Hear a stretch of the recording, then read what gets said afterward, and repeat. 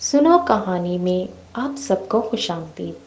تو چلیے بڑھتے ہیں اپنی آج کی کہانی کی طرف۔ چین کے دور دراز دیہات میں 5 بھائی سمندر کے کنارے ایک چھوٹے سے جھونپڑی میں اپنی ماں کے ساتھ رہا کرتے تھے۔ وہ سب ہم شکل تھے اور بالکل ایک جیسے دکھائی دیتے تھے۔ ان سب چینی بھائیوں میں کچھ ایسی خصوصیات تھی جو کسی اور میں نہ تھی۔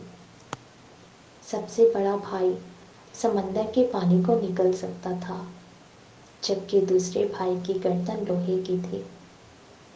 تیسرا بھائی جس کی ٹانگیں بہت لمبی تھی اور وہ انہیں دور دور تک پھیلا سکتا تھا۔ چوتھے بھائی پر آگ اثر نہیں کر سکتی تھی۔ پانچویں اور آخری بھائی جو اپنا سانس بہت دیر تک روک سکتا تھا۔ ہر صبح پہلا چینی بھائی سمندر پر مچھلیاں پکڑنے کے لیے جاتا تھا اور شام تک وہ بہت ساری مچھلیاں پکڑ لیتا تو ان کو بازار میں جا کر بڑی اچھی رقم پر فروخت کر دیتا۔ ایک دن وہ سمندر پر مچھلیاں پکڑنے جا رہا تھا تو پڑوسیوں کا ایک لڑکا بھی اس کے ساتھ چل دیا۔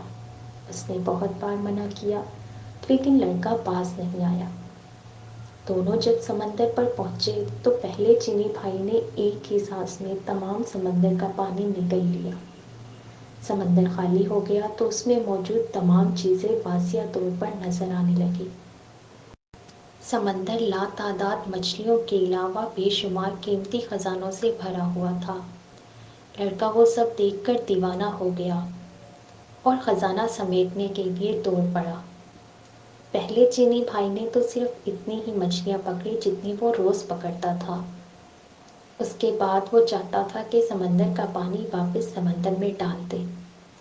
اس نے لڑکے کو آوازیں بھی دی لیکن کبھی لڑکا ایک چیز اٹھاتا تو کبھی دوسری کی جانب لپکتا۔ اسے کچھ سنائی نہیں دے رہا تھا۔ ادھر پہلا چینی بھائی اپنے منہ میں اتنا زیادہ پانی اٹھائے اٹھائے تھک چکا تھا۔ بس بہت ہو گیا لڑکے، اب واپس آ جاؤ۔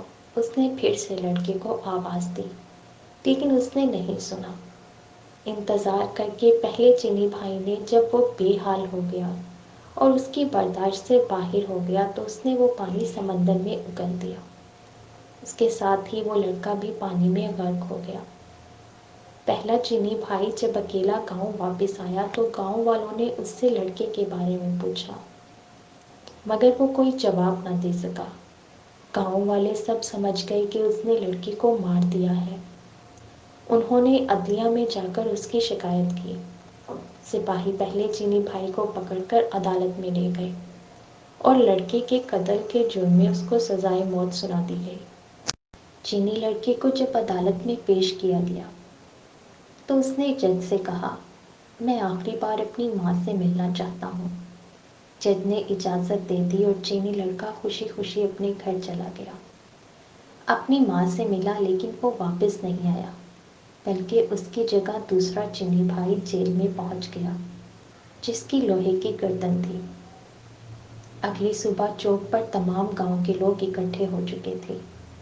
جلاد ہاتھ میں تلوار لیے مجرم کی گردن اڑا دینے کے لیے تیار کھڑا تھا۔ سپاہی مجرم کو پکڑ لائے اور اس کی گردن شکنجے پر رکھ دی۔ جلاد آگے بڑھا اور پوری قوت سے تلوار مجرم کی گردن پر ماری لیکن دوسرا چینی بھائی مسکراتا ہوا اٹھ کھڑا ہوا۔ چونکہ اس کی گردن لوہے کی تھی اسی لیے تلوار نے اس پر کچھ اثر نہ کیا۔ وہ سب دیکھ کر گاؤں کا ہر شخص سخت برہم ہوا اور اس کو مارنے کے لیے کچھ اور طریقہ سوچنے لگا۔ پھر جج نے فیصلہ کیا کہ اس کو سمندر میں ڈبو کر مار دیا جائے۔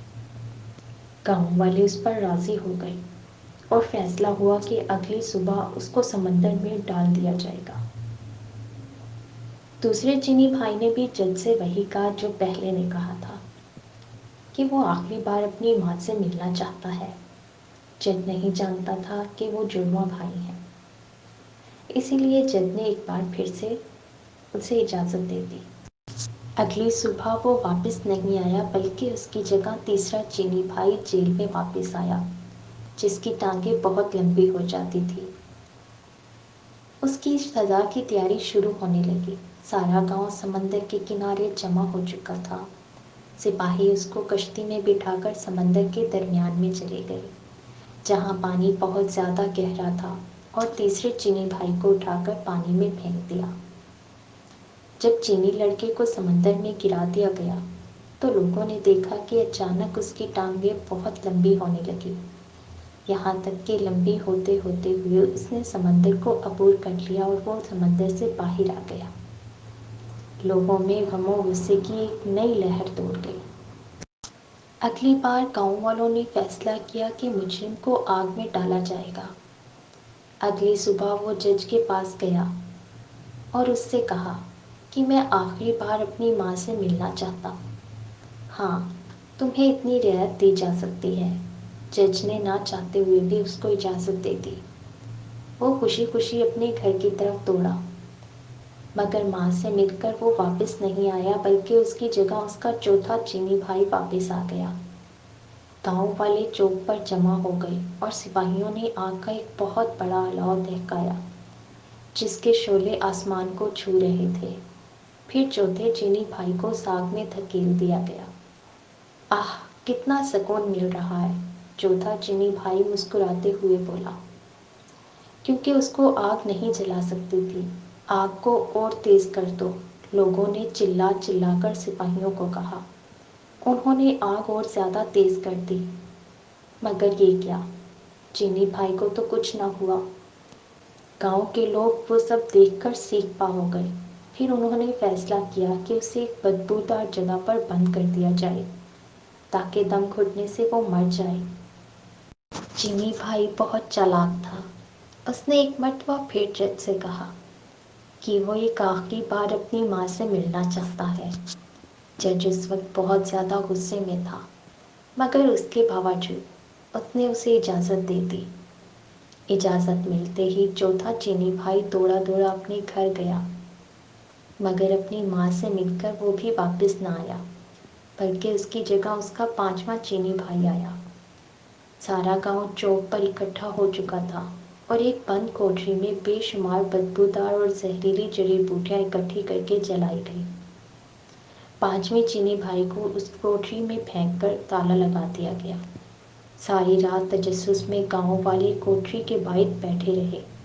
صبح کو جب سپاہیوں نے اس کی لاش نکالنے کے لیے دروازہ کھولا تو پانچواں چینی بھائی مسکراتا ہوا باہر نکلا، کیونکہ وہ بہت دیر تک اپنا سانس روک سکتا تھا، اسی لیے بدبو سے نہیں مرا۔ لوگ اسے دیکھ کر ہکا بکا رہ گئے۔ جج آگے بڑھا اور بولا، ہم نے تمہیں ہر ممکن طریقے سے مارنے کی کوشش کی، لیکن تم ہر بار بچ گئے۔ اس کا مطلب ہے کہ تم بے گناہ ہو، لہٰذا تمہیں اس جرم سے باعزت بری کرتا ہوں۔ اب تم آزاد ہو۔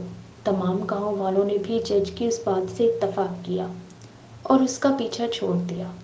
سب سے چھوٹا بھائی خوشی خوشی اپنے گھر کی جانب چلنے لگا، جہاں اس کی ماں اور اس کے چاروں بھائی اس کا انتظار کر رہے تھے۔ ہمارے چینل کو سبسکرائب کریں اور کمنٹ سیکشن میں اپنی رائے سے ضرور آگاہ کیجیے۔ شکریہ۔